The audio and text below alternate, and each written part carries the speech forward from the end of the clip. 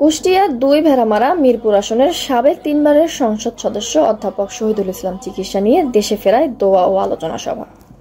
Nasim Uddin, staff reporter.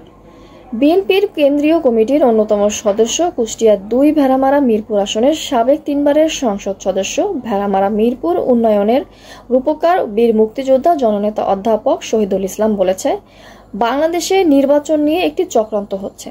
চক্রান্ত করে জামায়াত যদি ক্ষমতায় আসতে পারে তাহলে আপনাদের সমস্যা হবে।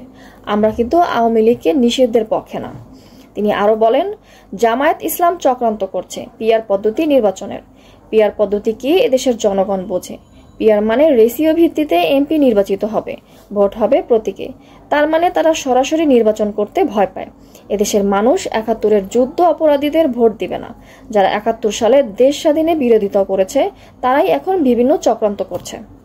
কেন্দ্রীয় বিএনপির অন্যতম সদস্য, সাবেক সাংসদ অধ্যাপক আলহাজ শহীদুল ইসলাম ব্যাংককে সুচিকিৎসা শেষে সুস্থ হয়ে নিজ এলাকায় প্রত্যাবর্তন করায় ভেড়ামারা পৌর বিএনপির উদ্যোগে গতকাল মঙ্গলবার বিকেলে শহরের গোডাউন মোড়ে এক শুকরানা দোয়া ও বিএনপির ভারপ্রাপ্ত চেয়ারম্যান তারেক রহমান কর্তৃক ৩১ দফা শীর্ষক এক আলোচনা সভায় প্রধান অতিথির বক্তব্যে উপরোক্ত কথাগুলো বলেন। ভেড়ামারা উপজেলা ও পৌর শাখা এবং অঙ্গ সহযোগী সংগঠনের আয়োজনে পৌর বিএনপির সভাপতি বীর মুক্তিযোদ্ধা আবু দাউদের সভাপতিত্বে অনুষ্ঠানে অধ্যাপক শহীদুল ইসলাম প্রধান অতিথি হিসেবে বক্তব্য রাখেন।